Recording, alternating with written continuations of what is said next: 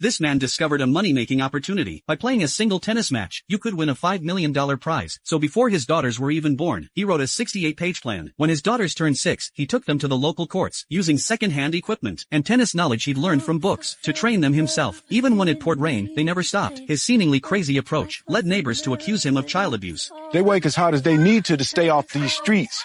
I'm in the champion raising business. I got a book about to come out soon. Maybe I'll give a copy to your daughter.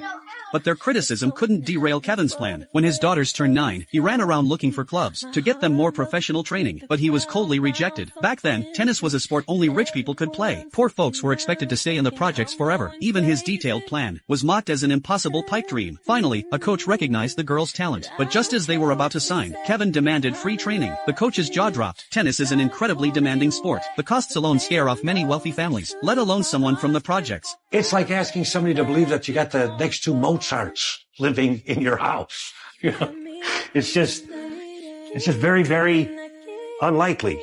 Getting turned down again and again didn't shake Kevin's determination to make his daughters tennis champions. They threw themselves into relentless training. First, getting the feel of running on your toes, practicing the open stance for matches, then working on swing technique and shot accuracy. Their skills improved day by day, but good times never last. During practice, local thugs would often harass Lisa while she was trying to focus. When Kevin saw this, he immediately stopped training and told his daughters to get in the car, but the thugs kept taunting them. So Kevin walked right up to them and warned them to leave his kids alone. Their response was a quick, brutal punch, though he got beat up pretty bad. When he turned to face his daughter's worried looks, he fought through the searing pain, forced himself to stand tall, and walked back. In the car, he told his daughters, "When I was a kid, I used to get beat up by rich boys from the next town over, but my father always just stood there and did nothing. I never had a father's protection, but you will." The dangerous neighborhood pushed Kevin to speed up his search for a club. Realizing the normal approach wasn't working, he took his 2 daughters to a luxurious private estate. He begged the coach to watch his daughters play. After persistent pleading, the coach gave them 10 minutes. It turned out to be the best decision he ever made. The 2 girls confidently ran onto the court. No matter where the coach hit the ball, they returned it with ease. Lisa, especially, fired back powerful, aggressive shots. The coach was full of praise, but along with admiration came a concern. What did these girls want from tennis?